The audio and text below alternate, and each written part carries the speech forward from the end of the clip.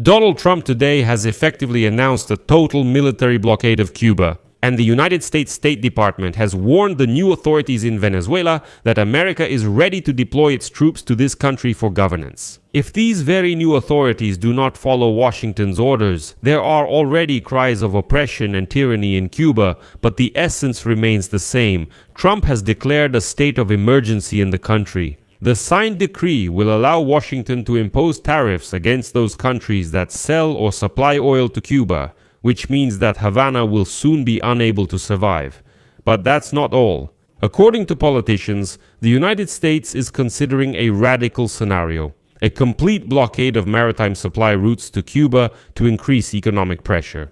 At the same time, Cuba has once again been included in the list of state sponsors of terrorism, and strict restrictions on financial transactions with Cuban companies have been reinstated. At the same time, Donald Trump promises to resume air travel with Venezuela. But Marco Rubio says that the United States is even ready to send troops into this country so that the new authorities in Venezuela don't dare act against the deal with the Americans.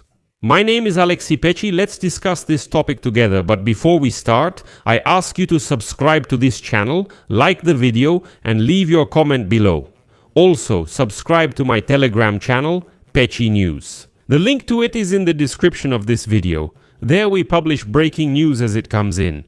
President Donald Trump has declared a state of emergency in the United States. The signed decree will allow Washington to impose tariffs against those countries that sell or supply oil to Cuba. This is officially stated on the White House website. In his decree, Donald Trump emphasizes that he has a primary responsibility to protect the national security and foreign policy of the United States. Cuba, on the other hand, poses a threat to that very security of the United States, so on this basis Trump declares a state of emergency, saying that there is a threat from Cuba and further action is needed. Let me quote him. I believe that the policies, practices, and actions of the Cuban government constitute an unusual and extraordinary threat to the national security and foreign policy of the United States, the source of which is entirely or substantially outside the United States. Here's an important and interesting paragraph for us. Donald Trump emphasizes that the regime in Cuba maintains ties with many hostile countries, transnational terrorist groups, and malicious actors who oppose the United States. And as an example, Donald Trump cites Cuba's connections with the governments of the Russian Federation, China, Iran, Hamas, and Hezbollah. In addition, Trump added that Cuba openly provides refuge to dangerous enemies of the United States, inviting them to place sophisticated military and intelligence facilities on its territory, which directly threaten the national security of the United States. Who do you think this is a hint at? And to answer this question, I'll give you another quote from Trump's decree. Cuba hosts the largest Russian electronic intelligence facility, which tries to steal secret information that poses a national threat to the United States. Cuba continues to develop deep cooperation in intelligence and defense with China. Cuba welcomes transnational terrorist groups like Hezbollah and Hamas, creating a safe environment for these malicious organizations. As you can see, Trump groups Hamas, Hezbollah, Iran, China, and Russia together.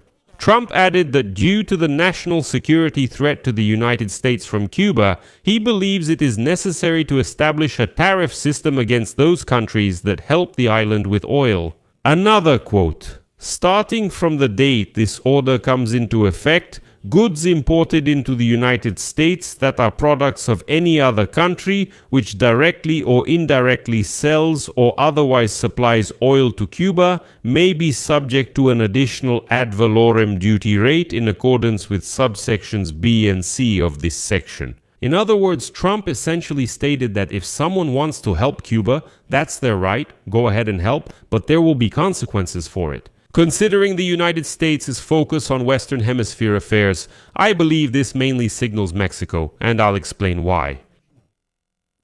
The thing is, Venezuela has been supplying Cuba with cheap oil for a very long time, and in return Cuba has been helping with military support, intelligence, and so on. After Nicolas Maduro took over, it's clear that Venezuela no longer supplies oil to Cuba, and this vacuum was quickly filled by Mexico. President Sheinbaum of Mexico said this is a form of humanitarian aid to Cuba. Trump was against it, but Mexico stated that it would still supply oil to Havana. They said since a window has opened, let's now send Mexican oil to this island. This was a setback for Mexico, a major United States trading partner, and Trump responded by threatening more tariffs.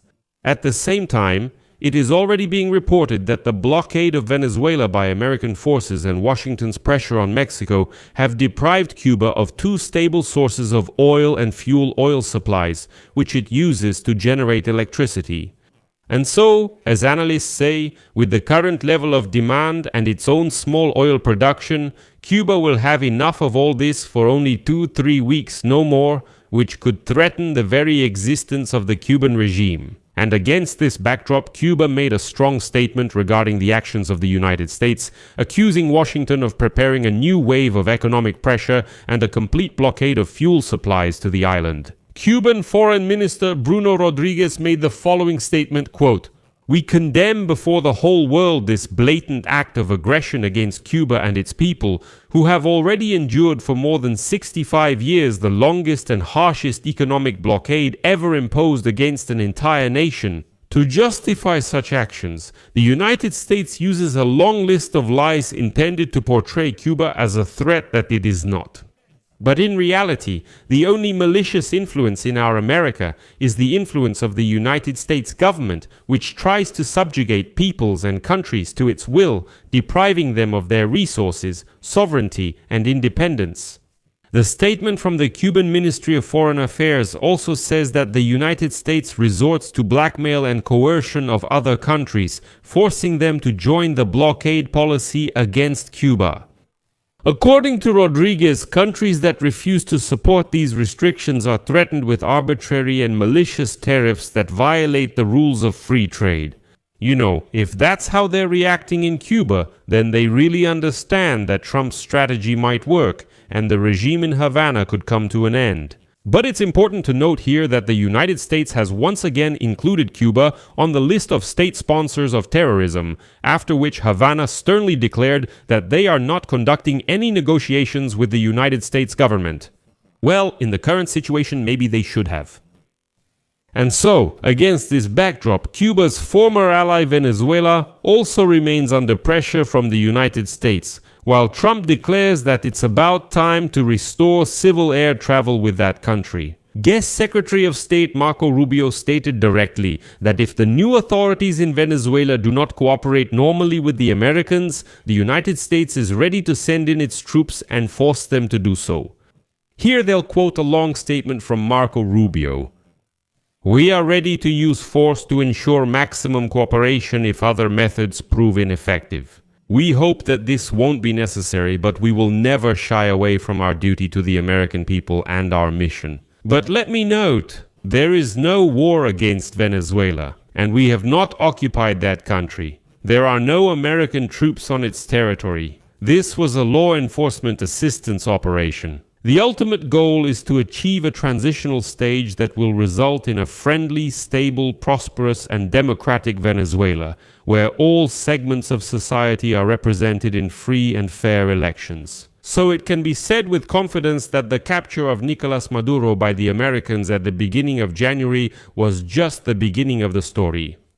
I'll leave it at that. Share your opinions and conclusions in the comments below this episode, subscribe to the channel, hit the bell, and don't forget to like. Friends, if you found this episode interesting and useful, you can support the work of this YouTube channel with your donation or subscription using the links and details in the description of this video. It says, support the channel there.